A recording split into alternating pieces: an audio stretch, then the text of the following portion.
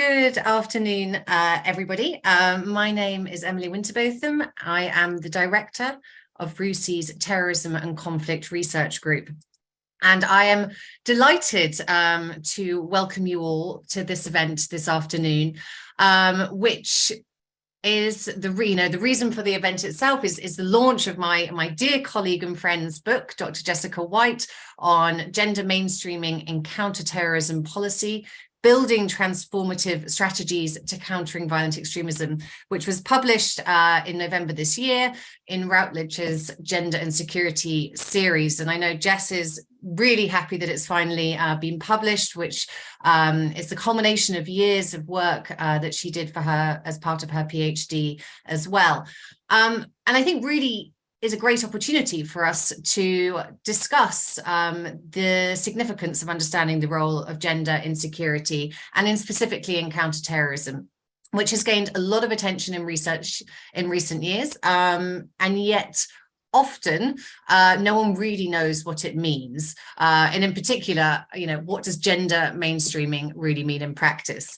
So I think this book and the discussion that we will be having can help us to answer some of these questions, and we can explore how gender can effectively be included and applied in security processes, so that we can better understand issues such as how and why individuals engage in terrorism and the role of gender inequality in violent extremism. So I'm very glad to have with us the author, Dr. Jessica White, who is a senior research fellow in the Terrorism and Conflict team at RUSI. We are also lucky to have with us Noreen Chowdhury-Fink, who is executive director of the Soufan Center, and Dr. Catherine Brown, who is a reader in religion and global security from the University of Birmingham, and was also Jess's PhD supervisor, so deserves particular credit for that. We're going to kick off with an introduction from Jess on the book itself, and then we will turn, I think, back to me, and I've got a couple of questions, and we can have some reflections from Dr. Catherine Brown and Noreen in terms of the book itself and the broader implications, both in terms of the policy field and in relation to research in this space. A little bit of housekeeping before we start. The event itself is all on record. So if you ask questions and they are answered, that will also be available and it's recorded. Please do feel free to ask questions in the Q&A function throughout. There will be time for questions, but it doesn't matter when you ask them. I will be monitoring that. And with that said, I will hand over to Jess. Thanks, Emily, for the kind introduction. And I want to say thank you to this whole group here, Emily, Noreen, and Catherine, all for your insight and your help along the way, but especially to Catherine, as she was my PhD supervisor and suffered through the pains of the many iterations of this with me. But I'm really excited that this book is finally published. I'm excited to, I hope that it is useful in this space of trying to grapple with, what we mean when we say gender mainstreaming in the counterterrorism space, and how we could perhaps go about implementing it in a more meaningful way than perhaps or learning from how it's been done historically and improving it as we go along. I am just going to give a little introduction to the content of the book. This will be relatively quick, so we can come back around to it as we discuss it later on to any questions that might come up as I go through. So here's just a little bit of a slideshow to go through. Emily's already given you all the name of the book, so I won't read it all again. But essentially, to give a little bit of context, I think it's useful to start with a little bit of historical context. And when I started looking at this, it was 2016, so we've obviously moved forward since I started the research for this book as well. But I really, when I started to look back, you see that what we talk about today as counterterrorism, as preventing and countering violent extremism programming, has really developed within the global context of the counterterrorism campaigns and the focus on Islamist extremism post 9/11. Also, sort of concurrently to this, the UN's Women, Peace and Security agenda has been developing in that same time period. And of course, they've influenced each other. I think with the Women, Peace and Security agenda, It's definitely something, as in the name, it focuses on the empowerment of women in peace and security solutions, which has really, I think, it's positively shown, that we need to include women in this space, but perhaps also becomes a crutch upon which we forget that gender is more than just women in some cases, which is something that I'll talk about more as I go through. And another thing that became really apparent as I started to look at this content for this book was that the security frameworks within which all of this counterterrorism programming has been implemented are so focused on the goals of state security and the immediate goals of reducing terrorist, attacks, and sort of being able to show that we are positively impacting national security, that often programming implemented under counterterrorism doesn't reach the goal of human security aims. And if you look at the definitions of preventing and countering violent extremism programming, you can see that definitionally they're intended to address sort of these, base level social structures that perhaps, where inequalities are driving violent extremism, but very rarely does the programming actually get to the point where it's able to address that, which kind of puts it into a difficult situation when you start talking about gender mainstreaming and needing to address gender inequalities as part of countering violent extremism. And certainly, if you look back at the history of security programming itself, security institutions, it's all been implemented historically in a very gender blind way, which means that we haven't been gathering gender data. I mean, there is more recent attempts, and I think it's improving as we go forward. But historically, there's really been a lack of gender data gathered, which means that when you go to try and say to somebody, look, it's really important that we implement a gender mainstreaming lens, and they say, why? Well, I can tell them theoretically, I can show them the evidence that I can gather, but there's not a lot of data with which to support, to prove to the unbelievers as to why we should be doing this. So it's really essential, I think, as we move forward, that we are gathering more gender data, which is part of the gender mainstreaming strategy, is to use that gender lens to gather more data as we go forward. So, I think one of the big elements of the book was looking at institutional commitments and sort of the body of knowledge that's come out of the last 10 or 20 years of practice in this space and the best practices that have emerged. And I don't know, for this audience, countering violent extremism programming is part of often the prevention pillars of counterterrorism frameworks. It's become sort of a life of its own, this type of programming. There's definitely a field of practice that's emerged around this type of programming. And within that, there's often more focus on gender within the prevention side of this type of programming than there is in the sort of reaction side or the hard counterterrorism military interventions. That type of programming is often, is perhaps less attentive to gender and sometimes than the more preventative end of programming, although I think that's also moving forward somewhat now as well.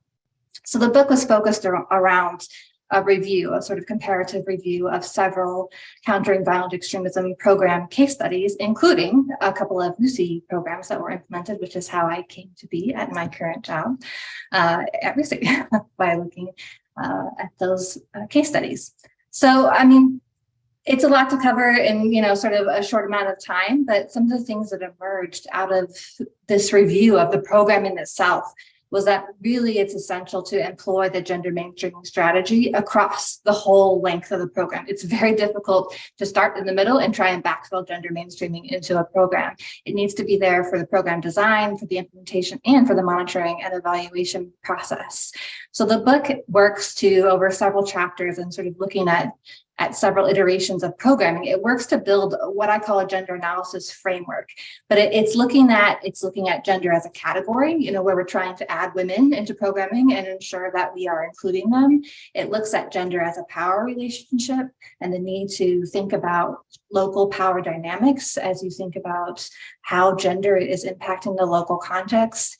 It looks at gender as a socio-cultural construct. How do local perceptions of gender roles and what roles people should be playing based upon their gender impact why or how or where they might become involved with violent extremism, and why and how and where they can be involved in preventing and countering violent extremism. It looks at gender, sort of a gender analysis framework needs to look at the discursive elements of gender. What do we mean when we say women? What do we mean when we say men? Or what do we mean when we say youth? All of these things are really essential to using that gender analysis to understand your local context and understand how your programming might be impacted by gender roles or impacting gender roles in the local context. There's definitely a need to support programming comprehensively. It's very difficult to go to somebody and say, please, can you address a deep-seated, inequality like gender inequality in 6 months with $600?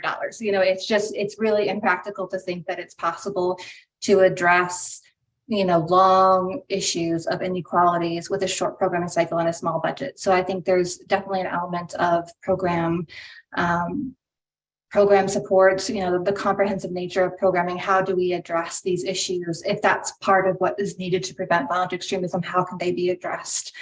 There's definitely a need to increase gender perspective within security policy and institutions. And this is what I always say is sort of a top-down approach. We need to address the patriarchies that exist within our security institutions and increase the diversity of people who are making the policies and people who are, designing these programs before it will filter all the way down to on-the-ground implementation. So we really need to think about looking inwards at ourselves before we start trying to look outwards and say how others can improve their gender perspective. And then I think there's this really important element of encouraging the co-creation and the transfer of feminist knowledge. There's been a lot of work done in the academic space on gender mainstreaming, and there's a deep understanding in that space that's often running parallel to the understanding that is growing among practitioners and the challenges that they face on the ground. But rarely do they talk to each other very well, I think. And that's the space that I think all of us here in this conversation today occupy in trying to encourage the conversation between these spaces and the transfer of knowledge between them.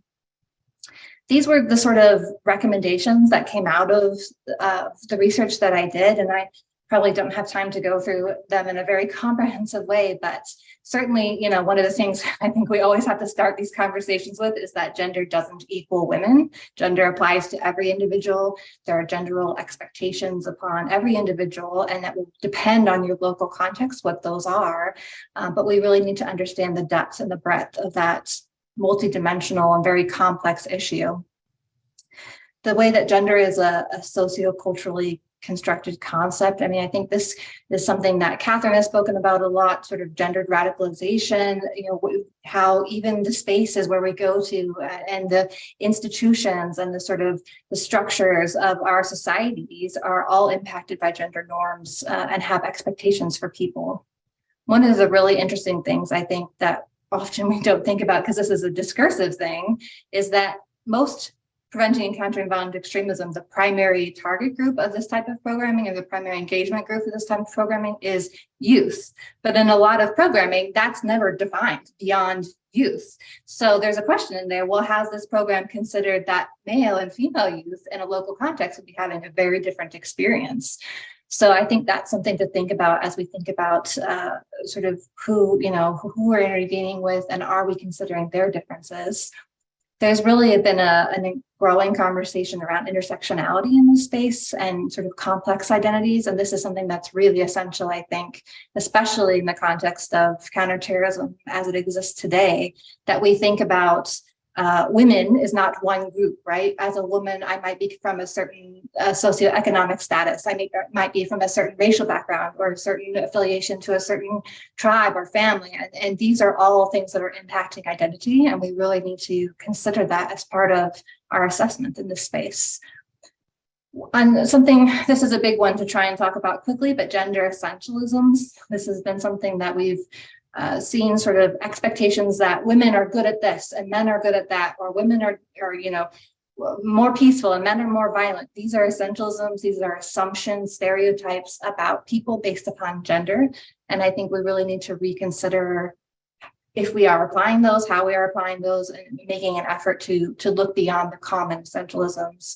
And this is one that I'll end on, sort of empowerment of women is not enough, equality is key. Now, I definitely argue, that empowerment of women is a necessary element of an effective, transformative gender mainstreaming strategy, but it can't be only that, right? We need to think about how gender inequalities are perhaps driving violent extremism in local contexts, how gender inequalities can hinder the effectiveness of preventing and countering violent extremism and counterterrorism policy more widely. So we need to think about how we can make programming work towards, and counterterrorism and security work towards, gender equality as part of a solution, a peace and security solution, for a more lasting solution.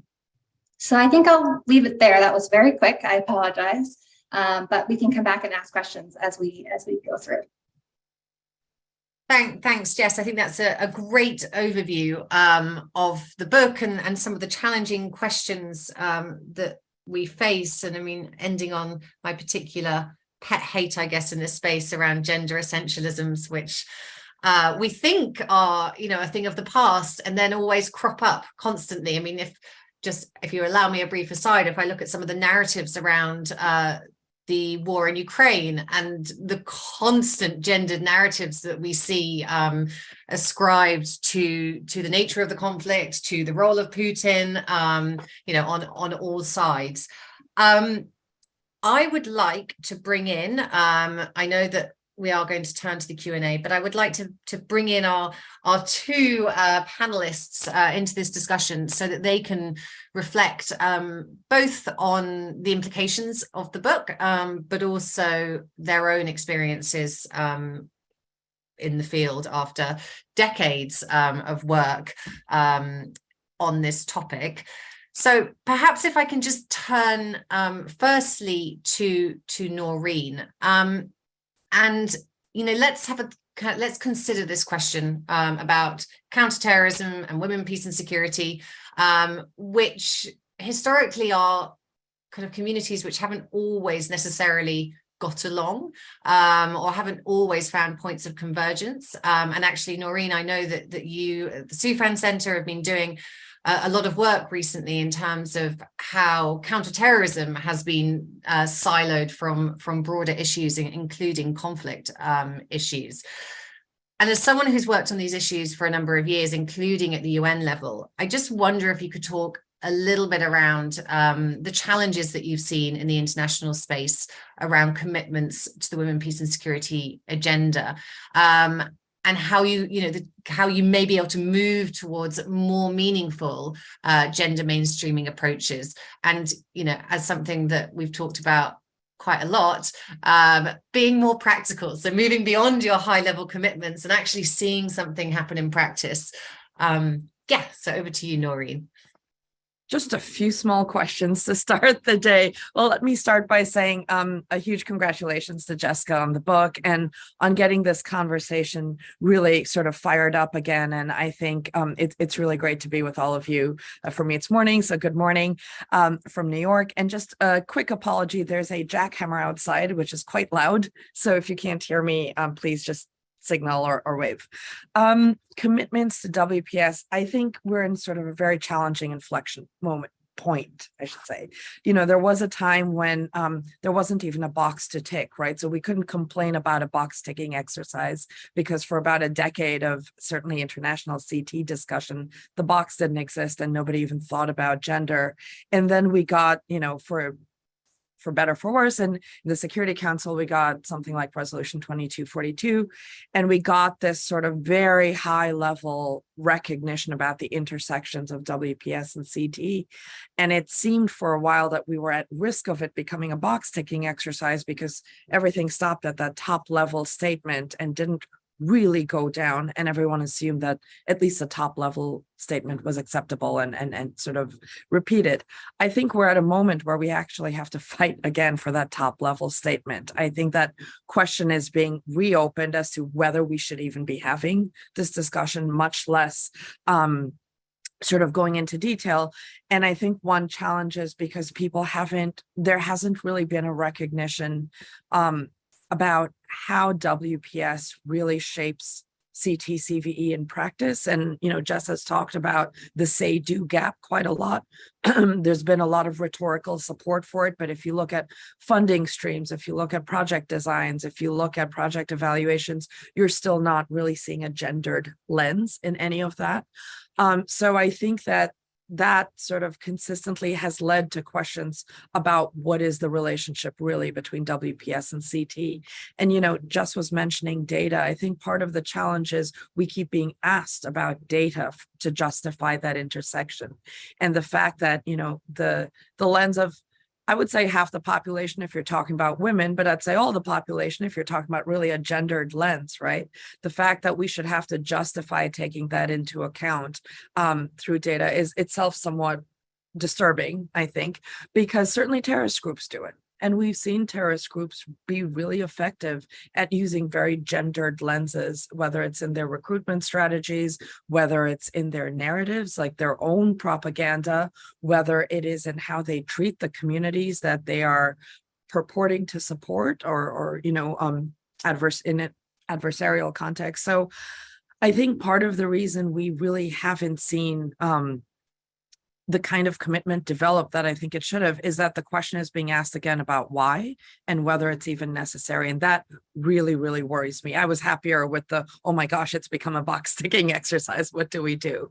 And I think part of the challenge is that, and if I may speak really just operationally and practically, what you end up having in a lot of international spaces is a discussion on gender and unfortunately, whether or not we should talk about it. So it often ends with this assertion that we should talk about gender, but it never really goes beyond that. So you're not seeing, for example, in discussions on, I don't know, prosecution, rehabilitation, reintegration, a really gendered lens. You're not looking at, discussions on threat analysis and the evolution of the terrorist threat, a gendered lens. You're not really talking about gendered perspectives as part and parcel of every discussion. It has become a very siloed discussion in itself. So you'll get meetings on gender that may look into these issues, but they never kind of seep into the discussions on security policy or programming.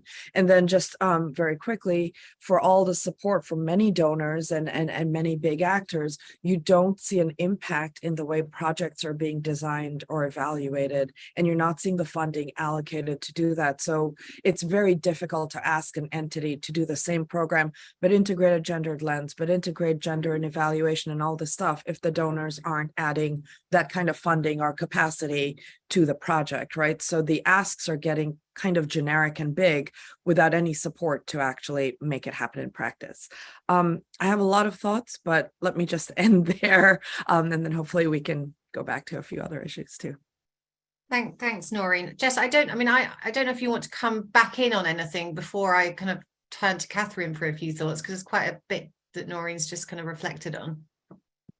Yeah, I mean, I think Noreen, of course, you raise great points as always. I do think we're returning to this point of this conversation of having to again say why it's important, which seems ridiculous after we've had this conversation so many times over and over again. And I have done some of the work I've done in this space. I'm talking to people at the national level, sort of, about gender and what that means to them. And, there's a lot of people that say, okay, look, we agree, generally that gender is important to talk about, but we don't know how to do it. We don't know what to do with this. We don't know how to implement this, gender mainstreaming strategy. There's points to efforts to increase the number of women in parliamentary seats and, have the gender equality ministry at the ministerial level. But it often, I think, stops there, and there's no sort of understanding, a lack of understanding of how to actually filter it out into programming, into even, lower than the national level as you get out into local departments and local efforts, and it sort of loses steam more and more and more the further away that you get from this international level agreement that yes, it's important we talk about it. And I think part of that is having more evidence of, or sort of more guidance, more training, more capacity building around what are we talking about? What does this mean? How do you do it? But I totally agree with your last point that, it might be actually aligned now. The donors are asking for more, have you included gender? Are you thinking about gender? But it's not coming along with the support, the financial support to employ a gender advisor to help programming do this, or it's not coming along with the sort of necessary elements to really do this well, and to include it from the very beginning, to include it in the research that needs to go into understanding the local context and designing the program to address that. And I think there's a really big gap there, and it's something that I talk about a lot in the book, sort of that say-do gap, like you said, Noreen, of look, we're saying we're going to do all this and then we don't really do it, and maybe if we are doing it, we're starting in the middle and trying to backfill it, and it's not really a comprehensive effort, and then it leaves gender mainstreaming looking bad at the end, because if you haven't done it comprehensively, then you're just constantly trying to catch up and do the little bits and pieces that you can do without really having been able to approach it in a more meaningful way. Thanks, Jess. And I think both of you, it's important that we kind of get to that. Why is this important at the kind of everyday micro level? And as you say, it's not that necessarily people don't consider these things important, but actually they don't have the practical tools. And I'm, thinking about what you were saying about, well, actually what Noreen was saying in terms of the whole issue about prosecution, rehabilitation, reintegration, and how that hasn't, is, I would say, insufficiently gendered. I mean, it's very, very stark in how ungendered it is in terms of some of that programming, and actually the very real practical implications that has for when you're dealing with men and women. And I know this is something that we've started looking into as well. I'd like to turn, I think, to Catherine now. And, Catherine, you've done loads of work in this space, both as a researcher, but actually also in the policy sphere, and really trying to cross that gap between academia and policy. Jess talked about the need for more co-creation and a transfer of knowledge between academic and practitioner spaces.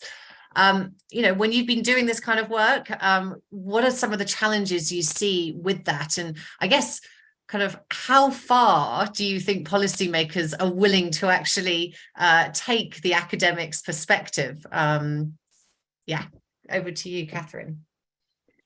Thank you so much, Emily, and Jess as well, and Noreen, for your time this morning. Some really thoughtful comments. I suppose there's a little bit of frustration actually at my end, where we say frequently how there's not enough knowledge. We don't know how to do this. Please give us more tools. Because in part, there are those tools, that knowledge does exist. And it exists, I would say, in two spaces. One is actually among women's-based organizations, and also women's human rights defenders in civil society itself. And if we're taking seriously this claim towards human security, and that counterterrorism policy and PCVE should be about human security, then it also requires this broadening of who is included in the conversation. And a lot of this knowledge does exist in civil society and in these organizations, especially in women's-led organizations as well, who have been doing this for decades. And I can imagine their frustration in hearing these conversations over and over and not being necessarily listened to either. And some of that frustration then also occurs because there is another set of knowledge where this does exist, which is in the academic space. Now, there are problems there, significant problems in the academic space when it comes to this knowledge. The first of which is actually a legacy of feminism itself within academia, which is that it's primarily been driven by white women, myself included, and a white feminist lens has been applied, but also the structural considerations of how academic knowledge has been built into previous colonial systems of power. So there is an inequality within some of the knowledge itself about who it addresses, who is doing the work, and this question of intersectionality is only just kind of coming into the foreground.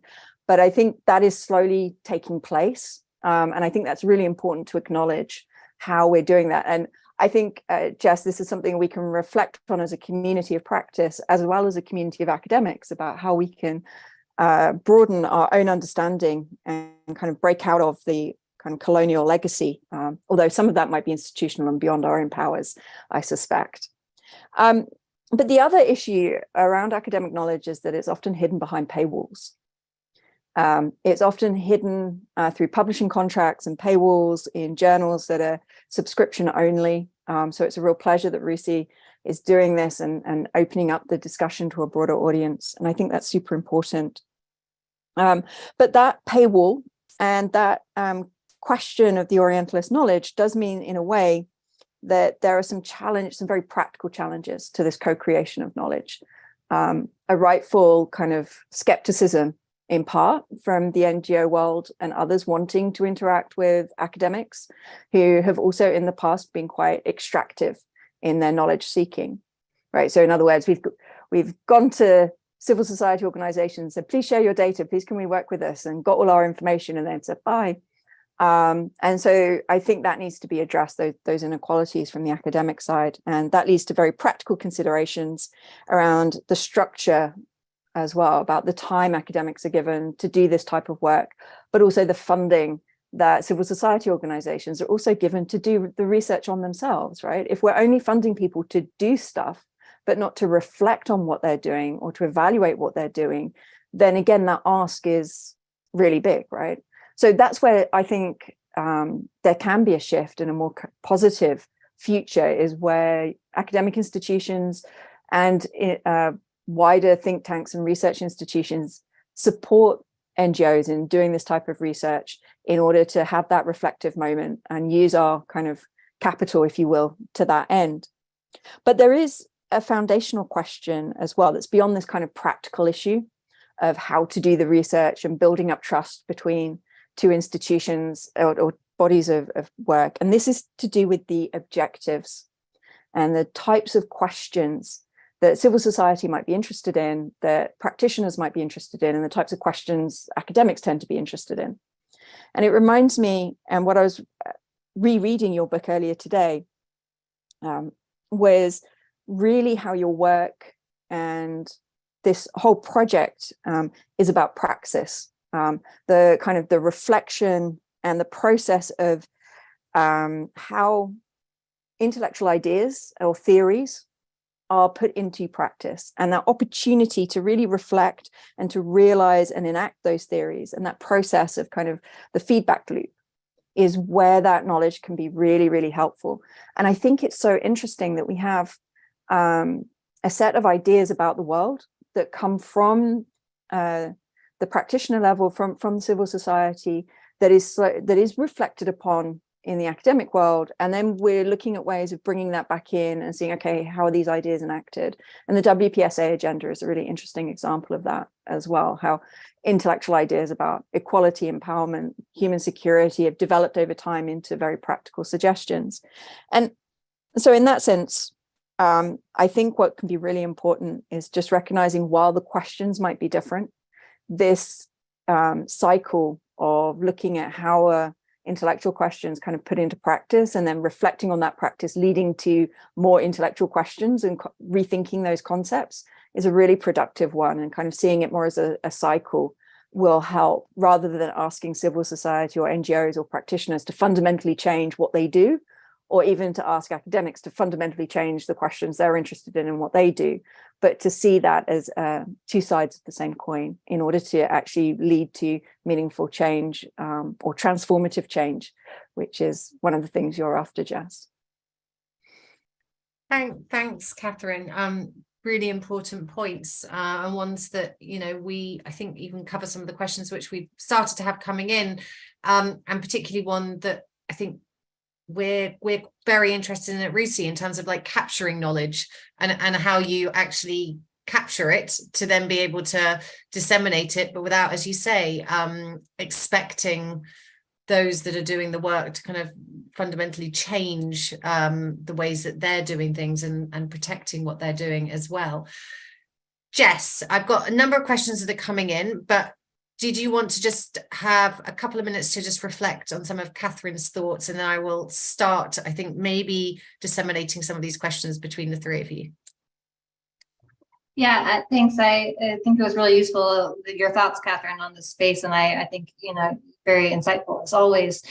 It was fascinating to me in the case studies that I was looking at, talking to some of the practitioners on the ground who are implementing these programs, and they would talk to me about sort of these fundamental conceptual conversations that they were having among the team, sort of when you went to talk about gender with a group of local mentees, perhaps if you had a mentorship program, then, you know, do you talk about gender equality? Do you talk about gender equity? What does gender equality mean to different people? And sort of, you know, are we coming at it from a certain perspective, and does our personal perspective influence what we mean? And it was really interesting to see how they had to grapple with these really, I mean, they're very complex ideas, right? We would all struggle with this conversation, and yet here they're trying to do it in a limited amount of time, you know, in trying conditions and sort of, and making it practical. And it was interesting how, you know, some of them had the mindset that, okay, their role as this preventing and countering violent extremism programming, and their role in it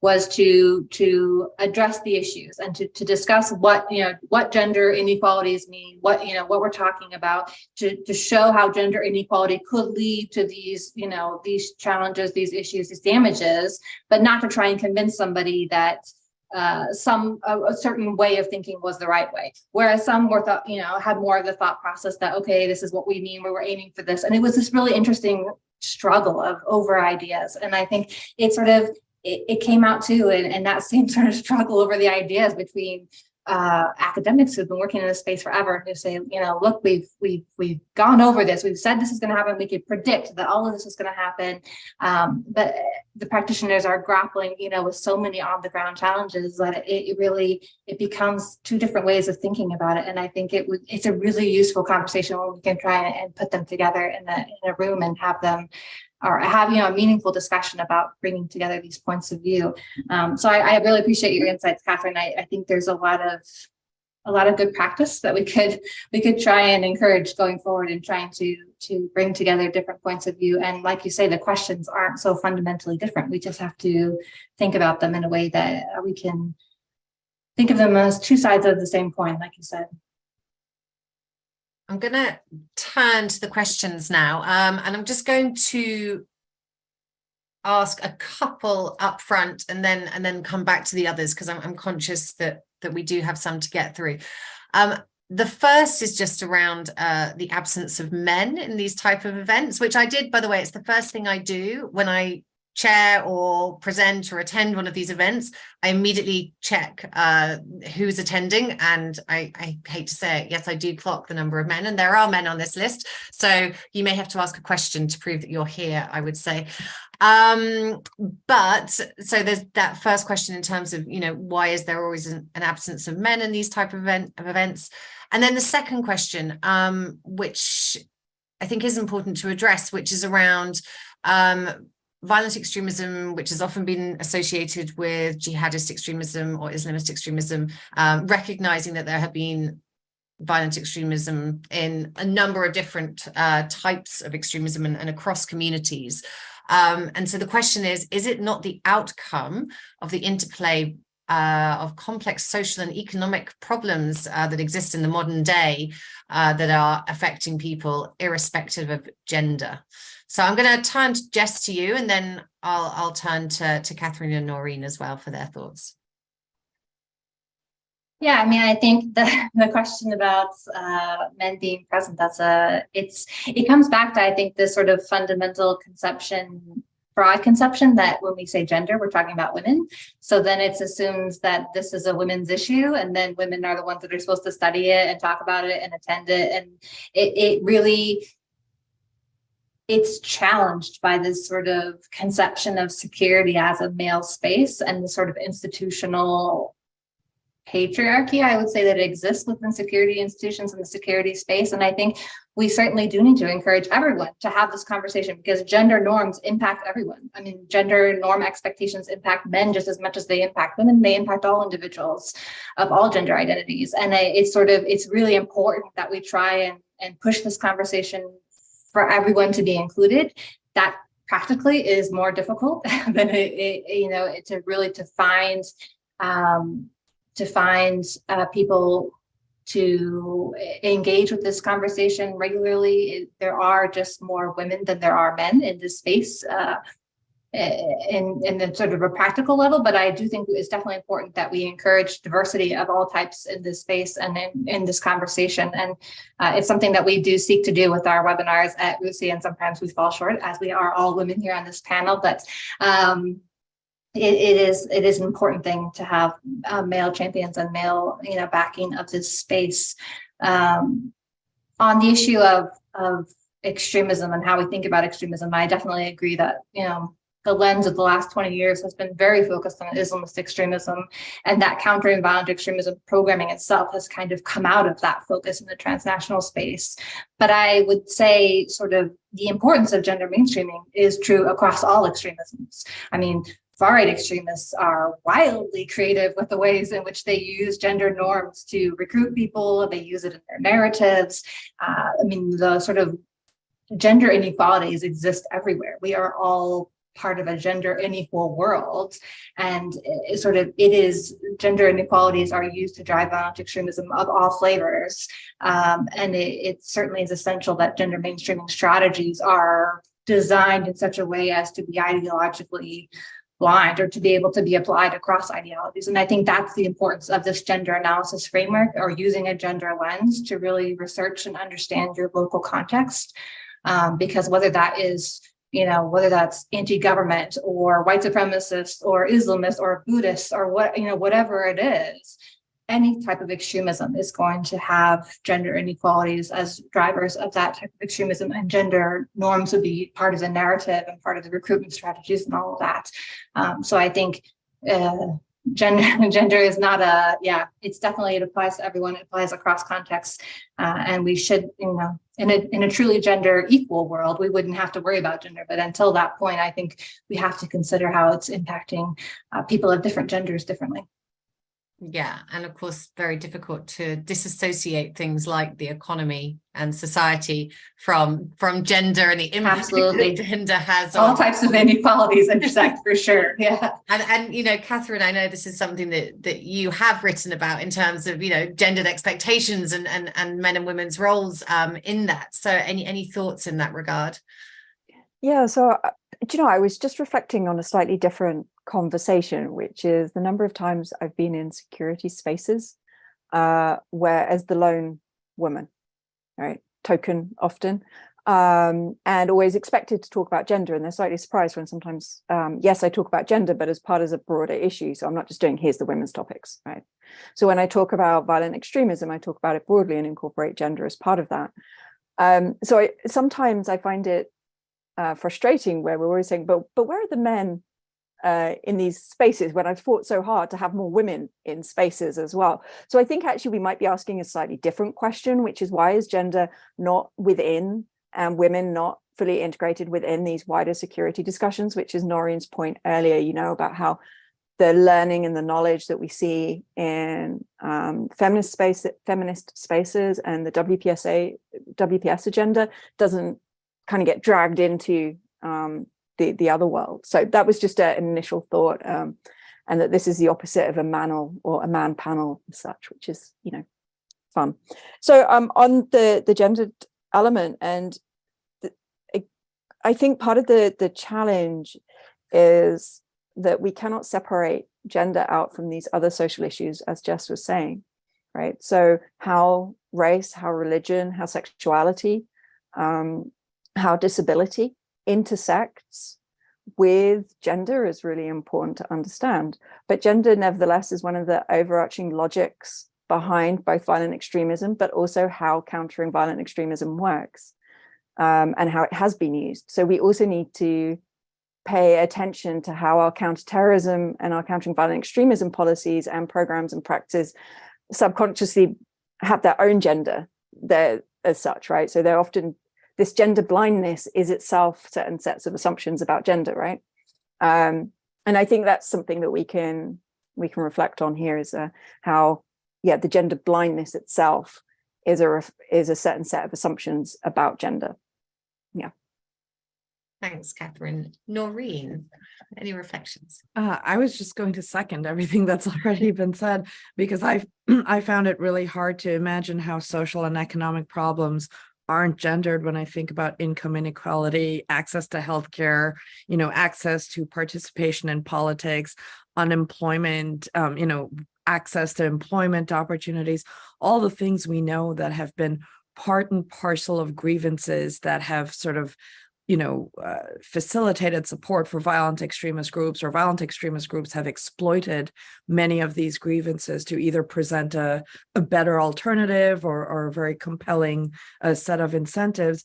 Many of these grievances are underpinned by gender dynamics. So, whether, people can't get jobs, or they can't get the kind of jobs needed to support families, they can't get access to care for, so many levels, I think gendered inequalities and expectations affect those grievances, that I found it really hard to separate the notion of some of these socioeconomic challenges, irrespective of gender. I think gender is quite central to many of them, actually, but Catherine said it more eloquently.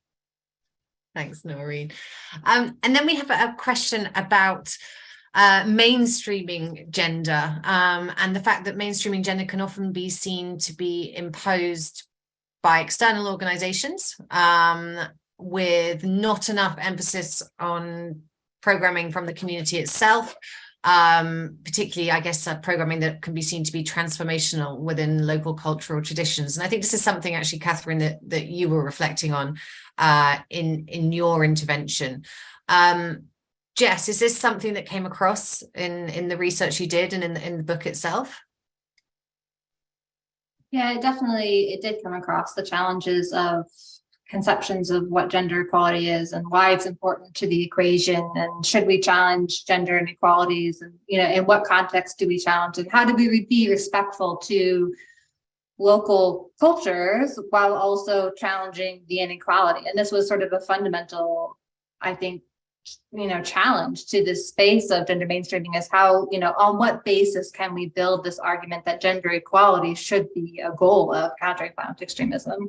And ultimately in the book, I grapple with it by basing it upon the international agreement around the Universal Declaration of Human Rights. Everyone has agreed, to this basic set of human rights upon, in which women's gender equality is a basic human right. And I think based on that, we stand foundationally, legally, but of course we have to understand that legal interpretation is interpretation. It is sort of, it's discursive, it's contextual, it's going to be challenging in each environment to really adjust the argument to what is locally, culturally sensitive, but also challenging the gender inequalities that exist. And even within this conversation about inequality, are we talking about equality of roles? Are we talking about equity, where you get, equal consideration for different roles? There's a whole, it's a very complex, issue, but I think, fundamentally, everyone has agreed that gender equality is a right. And based upon that, I think we can make the argument that gender mainstreaming needs to include this gender equality goal. That is the ultimate goal of gender mainstreaming.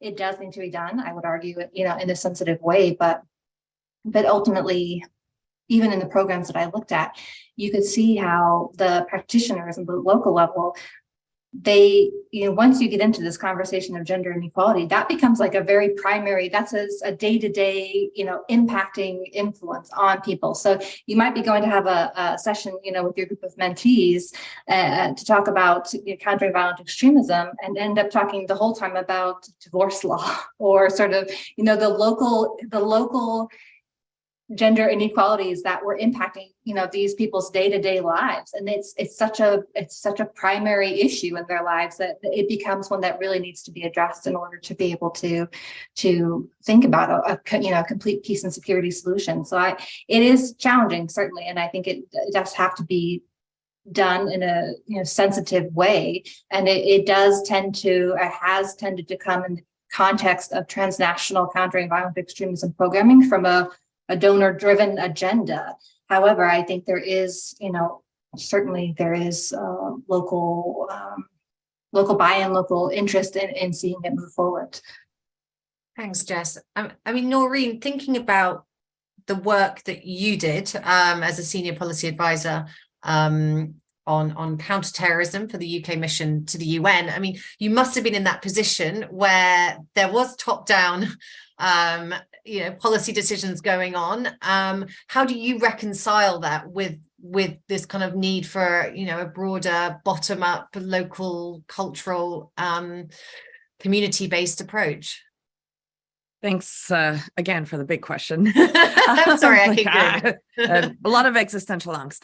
I think that it was really, there was a lot of agreement at top levels. These were very important issues, right? The challenge I come back to was how do you actually integrate it throughout? And I just wanted to unpack that a little because we've been talking about CT, CVE and kind of blended all these terms. And I think a lot of the different challenges and the different solutions open to us depended a little bit on what conversations we were having. And I think it was Catherine who already said, and Jess, that, in CVE, you tend to be able to talk about gender a little more easily because you're talking about grievances and dynamics that lead people to be either vulnerable or supportive or somehow engaged with violent extremism. So there was a sort of broader acceptance of gender, but that's also how the prevention agenda in the international space plays out. The prevention agenda writ large includes civil society, is a little bit more cognizant of the value of a bottom-up approach.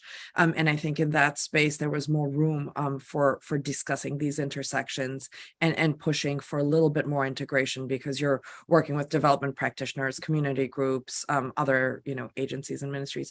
All that becomes a little harder when you're talking about the CT side of it, right? Because the stakeholders are different, the outcomes and goals are different, and we can debate on some level, of course, when you're talking about CT, you're talking about states working on preserving state security. You're talking about very immediate timelines. People are thinking about immediate threats, immediate responses, and a lot of that human security discussion is really not present as much in the CT space.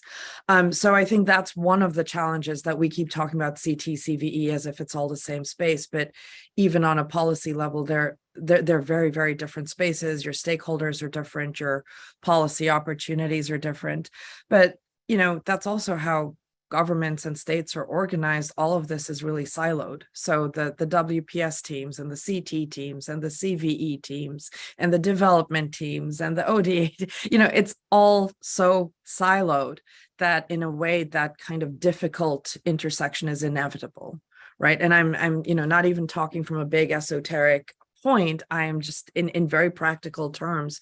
If I had sort of a CT resolution or debate or discussion, it was kind of seen as quite unusual to then send it to a WPS team for comment. And I got questions on, wow, are you doing this? And I thought, isn't that obvious? Isn't that how you get gendered perspectives into that line of work? So I think there on many different levels, that intersection is really difficult to achieve, even though you get that big picture policy agreement. And so the other thing I wanted to flag is, of course, I come back to that starting point. We're at that inflection point. It's been really hard to get consensus on this issue in the CT space, right? And for all the discussion on gender equality, and I keep pointing out to people, gender equality, human rights obligations, there isn't a question about whether these should be in CT spaces. They are independent existing treaty obligations. They're at the heart of the UN Charter. So if no CT resolution talked about gender equality or human rights obligations, they still stand. So that's one thing to remember. But then this discussion about what gender integration in WPS looks like in a CT space, I think it's very much shaped by the nature of the policy discussion and the programming and the other folks in the room, right? International policy making, and certainly at the UN, is a dynamic space.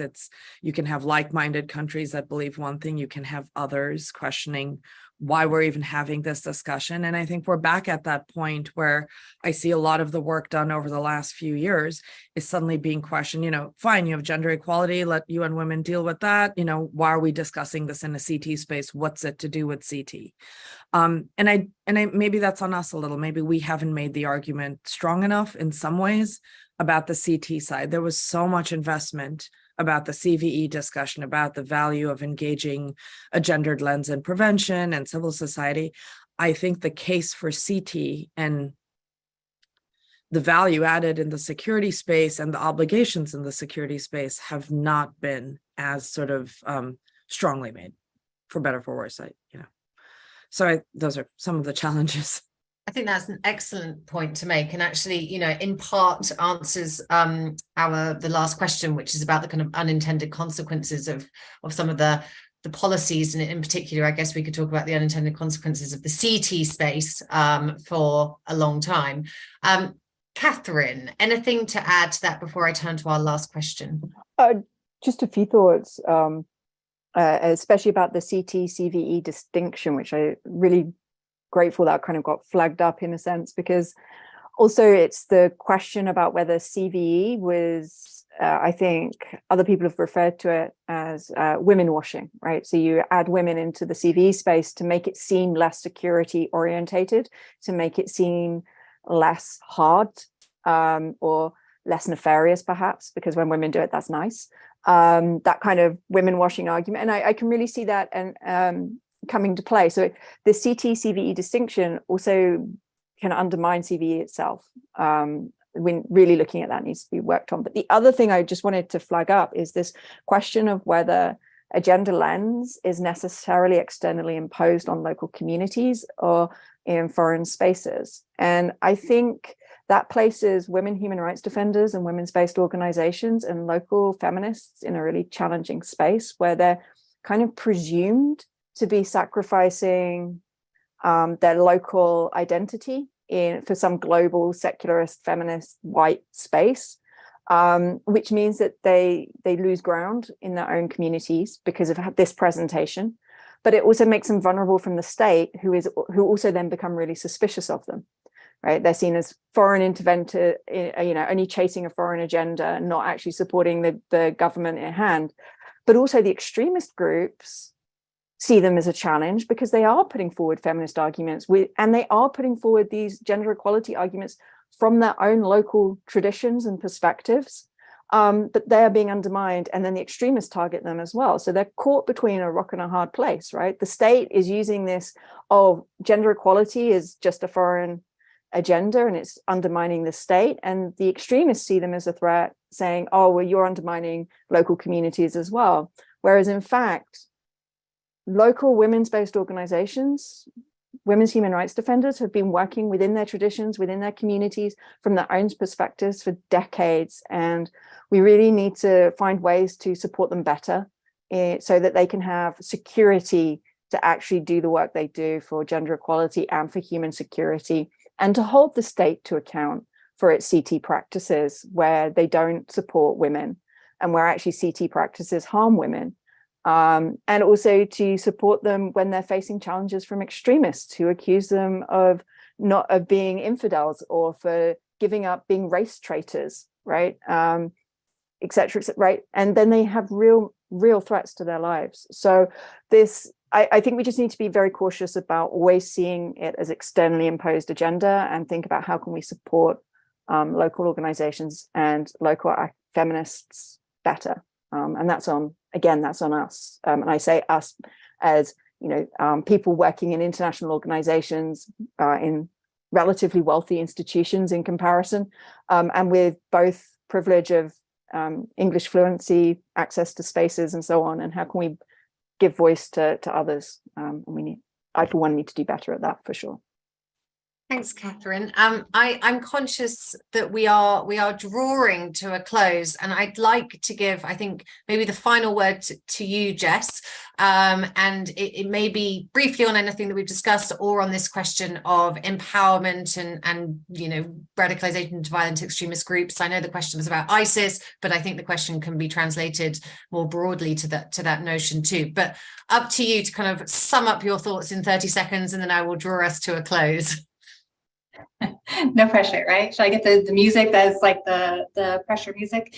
No, I think as somebody who comes from a hard security background, I served in the US military, I come from that space, and that's what initially sparked my interest in gender mainstreaming and in doing this research and writing this book, because you can see in the hard security space that there is a lack of gender perspective, and you can see the damage that it does, because it is really just sort of in people's gender blindness. As we were saying before, in gender blindness, there are assumptions about gender as part of that blindness, and it just seeing that carry through into implementation of CT practice, you see the gap, and I wanted to see it filled. And so so that's what sparked this whole journey for me to begin with. So I think it is really important that we talk about CT, as CT, as hard CT, and, looking at also at the soft side of preventing and countering violent extremism, but look, more widely to security policy as a whole. Even sort of, I think as we move forward, we'll find that there are, of course, many other security concerns that are going to impact the environment of terrorism and violent extremism moving forward. I think we can see that, there's a shift in the conversation right now around, terrorist threat and what is the primary threat. And certainly you can see how terrorist organizations of all flavors and extremism of all flavors is so good at using gender and gender narratives and playing upon people's perceptions of gender and gender roles and gender identities, that until, as a community of practice around security policy, until we get better at that, we are at a disadvantage, because they are very good at that. And I think that if we could sum up why we should be thinking about gender mainstreaming for those who don't believe that it's important, I think it's a good argument to say, look, we're at a disadvantage until we can grapple with this better, because they do very well of using those narratives and those norms and those inequalities to draw people in to their various organizations.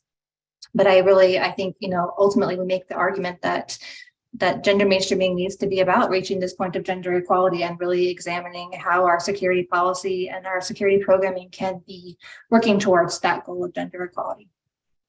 Thanks, Jess, and thank you to everyone. I'm really sorry we didn't get through all the questions, but please do feel free to follow up with us, and we can connect you with our panelists as well. Do look at our RUSI website, because all of the different pieces of work which Jess has worked on and other members of the team over the last number of years are there, and this is an issue that we explore in quite a lot of depth at RUSI.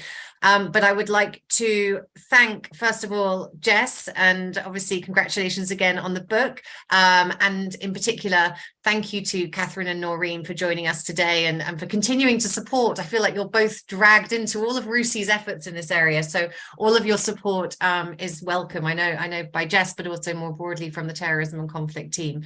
Thank you, everyone. Have a good rest of the day. Thanks, everyone. Congrats.